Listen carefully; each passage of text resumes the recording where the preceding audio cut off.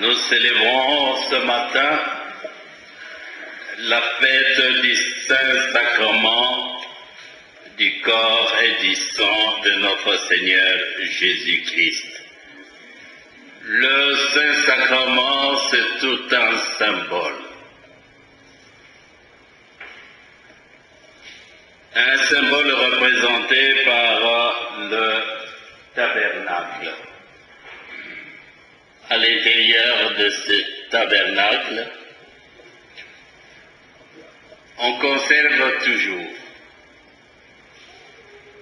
les saintes espèces du corps sous le signe du pain. Mais ce pain est symbole de la présence de notre Seigneur Jésus-Christ au milieu de nous.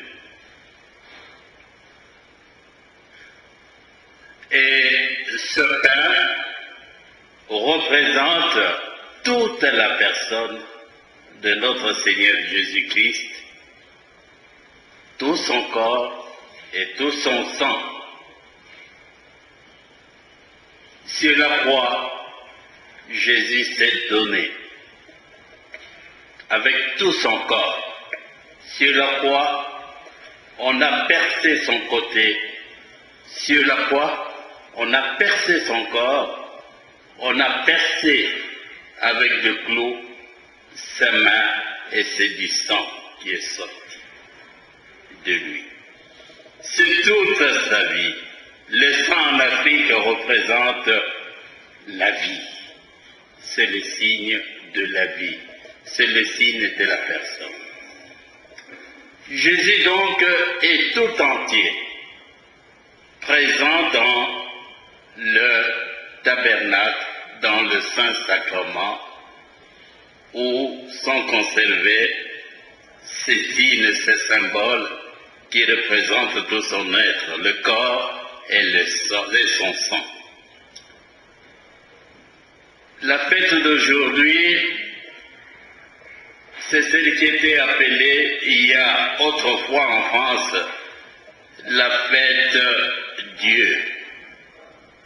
C'est une fête qui a été instituée au XIIIe siècle par le pape Benoît IV. Cette fête trouve son fondement et son sens dans l'institution ou la création de l'Eucharistie par notre Seigneur Jésus-Christ le jeudi saint, le jour où Jésus a créé le sacrement, deux sacrements importants et qui sont au centre de notre vie chrétienne.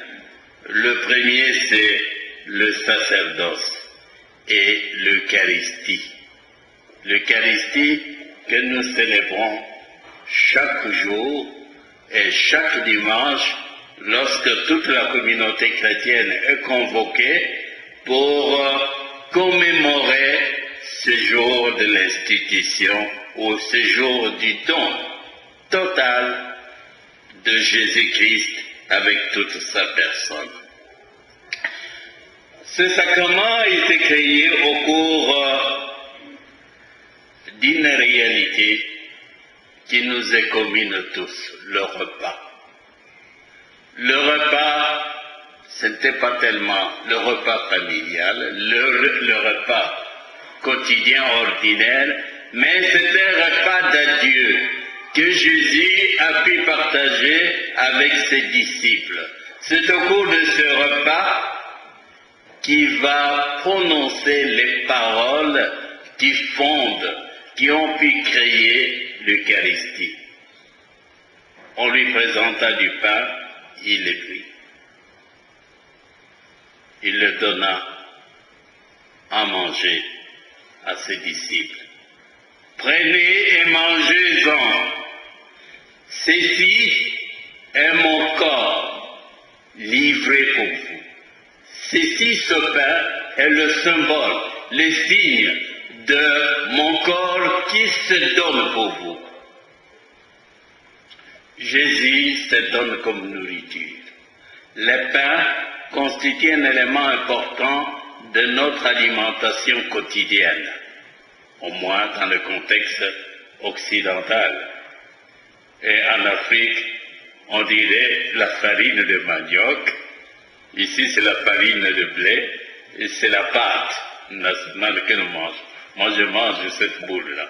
Mais ici, c'est le pain. Jésus a pris cette réalité-là pour signifier qu'il est nourriture pour tous ses disciples, pour toutes les personnes qui croient en lui. Il n'y a pas que le pain, il fit de même pour le vin. Il prit le vin, il le bénit et le donna à ses disciples. Prenez et buvez-en. Ce vin est le signe de mon alliance d'amour avec tous mes disciples, avec tout le peuple, toutes les personnes qui croient en moi. Alliance d'amour qui se concrétise par ce sang que je verse volontiers pour votre salut, pour vous signifier mon amour. Et chaque fois à la fin, il dit, vous ferez cela en mémoire de moi.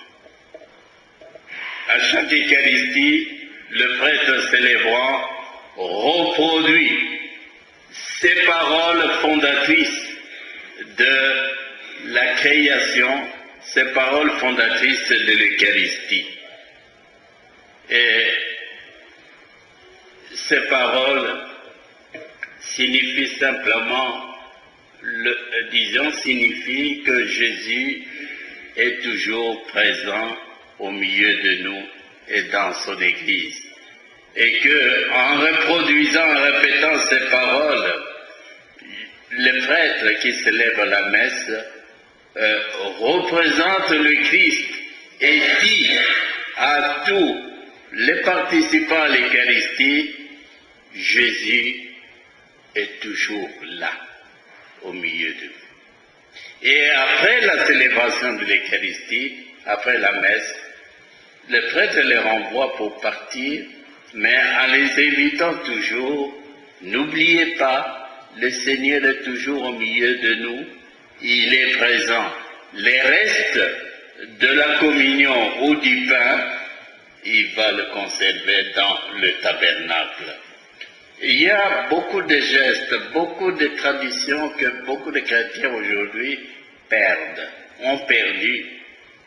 Jésus est au milieu de nous, c'est pour ça que dans chaque église où il y a la présence du Saint-Sacrement, normalement les chrétiens ont pris l'habitude de venir dans des moments divers, des moments de joie, des moments de souffrance ou de détresse.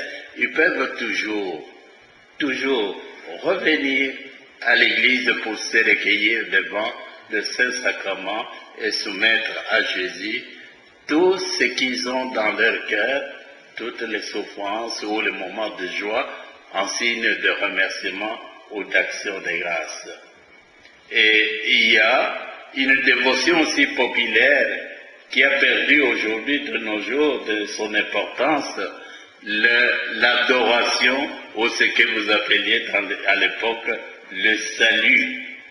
L'adoration au Saint-Sacrement, on met en évidence le corps de Christ dans l'ostensoir, ou pour permettre aux chrétiens d'adorer le corps ou la présence de Christ au milieu de nous. Ce soir, je vous annonce qu'à 19h, nous aurons dans cette église l'adoration au Saint-Sacrement. Alors, vous êtes cordialement invités, pour ceux qui veulent se joindre à nous. Nous serons là à 19h. Ça prendra peut-être 45 minutes, si pas 30. Invitation cordiale à tout le monde. Merci.